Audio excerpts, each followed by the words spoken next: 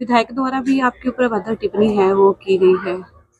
देखिए, मुझे पता लगा एक वीडियो में आया है कि विधायक गोकुल सेतिया जी हैं, वो कुछ अपनी भाषा जो जिस प्रकार की उनकी हमेशा रहती है वो उस भाषा का इस्तेमाल मेरे लिए कर रहे हैं और उन्होंने कुछ ऐसा कहा है कि नकली पत्रकार असली पत्रकार।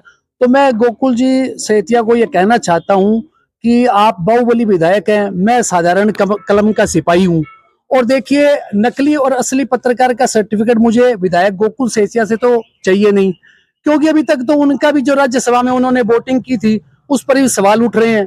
वो सुबह तो चौधरी अभय सिंह चौटाला के गीत गाने लग जाते हैं, दोपहर में वो नायब सिंह सैनी जी के भजन गाने लग जाते हैं, शाम को वो नगाड़े बजाते हैं भूपेंद्र सिंह हुड्डा के। तो अभी तक तो उनको ही सर्टिफिकेट वो अपने आप को नहीं दिलवा पाए, तो मुझे वो नकली और असली पत्रकार का सर्टिफिकेट तो नहीं दिलवाएं तो अच्छी बात है।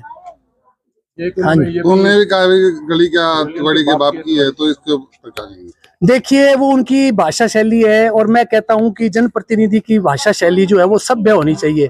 और रही बात बाप की गली की, तो बाप की गली तो जो आदमी जिसका दादा उस गली में पैदा हुआ हो, उसका बाप जिस गली में पैदा हुआ वो खुद पैदा हुआ हो, तो वो तो उसके गली की बाप दादाओं की कहलाती है। वो यही कहता है मेरी गली का, मैं कांडा वाली गली का निवासी हूँ। तो इसमें तो क्या है, उनको भाषा की सभ्यता रखनी चाहिए, मर्यादा तो रखनी जरूरी है। उन्होंने गली वालों को भी कहा है भी आप गली बनाओ, अगर कोई ऐसी बात होती है तो मैं विधायक की बोल करके गली में पहुंचूंगा। हाँ, उन्होंने कहा है कि मैं एमएलए शिप भूल जाऊंगा, तो मैं उनको भी याद दिलवाना चाहता हूं कि 2009 में उनकी ओर से चुनाव लड़ा गया था। उनके नाना जी ने चुनाव लड़ा तो 2009 में वे एमएलए बनने के लिए चुनाव मैदान में उतरे थे। उस समय जनता ने उन्हें नकार दिया था, वे एमएलए नहीं बन पाए थे। फिर 2014 में उनकी माताजी खड़ी हुई, वो भी एमएलए बनने के लिए ही खड़ी हुई थी, तब भी वो हार गई थी।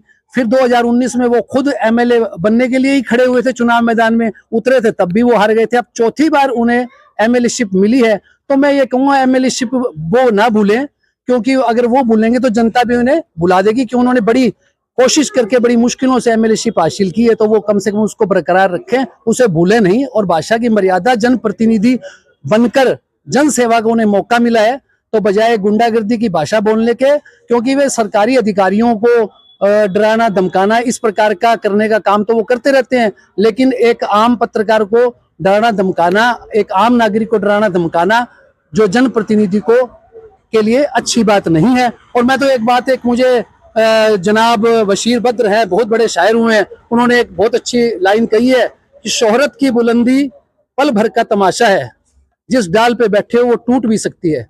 तो विधायक गोकुल सेतिया जी, जनाब आप भी इस बात का ध्यान रखिए, जनप्रतिनिधि बनकर जन सेवा कीजिए। लोगों को डराने धमकाने की राजनीति लोकतंत्र में नहीं चलती जी।